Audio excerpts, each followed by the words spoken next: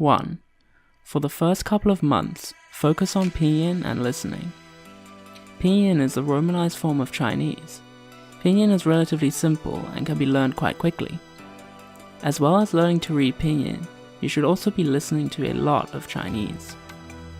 There is absolutely no point in starting to learn characters when you don't even have a vocabulary yet.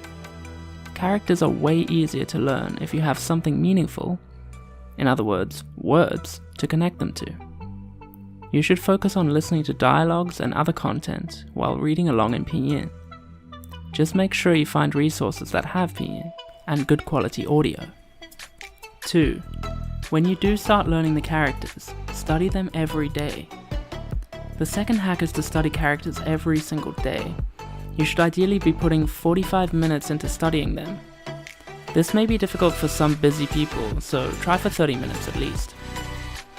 Chinese characters have to be memorized. There's no other way. The good news is that there are some great memorization techniques you can use to quickly and efficiently learn a lot of characters. In my opinion, using spaced repetition is the best method for memorizing Chinese characters. I would suggest you to download an app called Anki. Anki is a flashcard app that you can use on your computer or phone. It makes use of the spaced repetition algorithm to help you memorize information, in this case, Chinese characters. There are various ways to use Anki in conjunction with other apps for a potent system of accelerated character memorization. I have outlined how this works in our ebook, which you can get by supporting us on Patreon. 3. Pay attention to language patterns. Oftentimes, bad textbooks will try to bombard you with complex grammar and explanations of why things are the way they are. Don't pay too much attention to this, just try to focus on the patterns that are present in the Chinese language. Once your brain has grown accustomed to these, stringing sentences together and understanding complex speech becomes easy.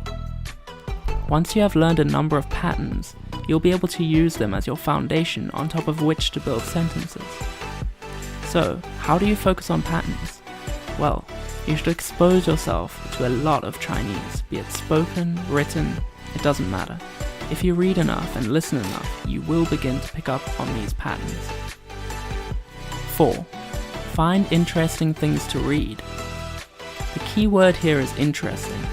If what you're reading isn't interesting to you, chances are you're not going to learn anything from it. Also, read a lot, like a lot.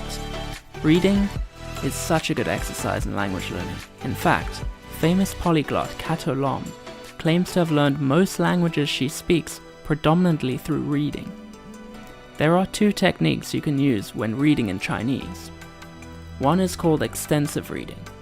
Extensive reading is the act of reading a lot of material without worrying too much about looking up words. Basically, you want to be reading material that is accessible to you.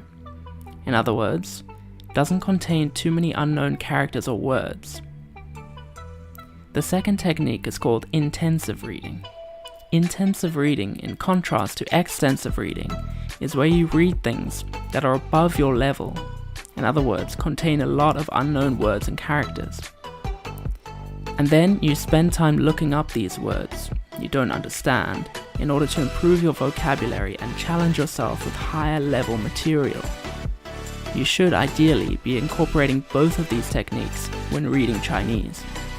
Again, you can learn more about this by supporting us on Patreon. 5. Focus on listening to engaging material. Whether you're reading in Chinese or listening to Chinese, the same rule applies. The content should be interesting to you.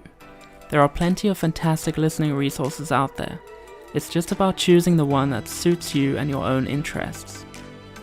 Lots of books will have an audio version that you can listen to. If you find a novel that looks intriguing, maybe try out the audiobook for listening practice. Podcasts are another fantastic listening resource. ChinesePod are the leaders in producing high-quality Chinese language podcasts. Among ChinesePod's thousands of podcasts, you're bound to find many that interest you. Listening is a really important language learning activity as it allows your brain to get used to all the strange new sounds of the language. Listening to a lot of Chinese is the only way you're going to be able to understand native speakers when they talk to you. Thank you for watching. If you enjoy these videos, please consider supporting us on Patreon. This allows us to keep providing fresh, new content. And as a thank you, you'll get access to our premium resource library filled with awesome downloads.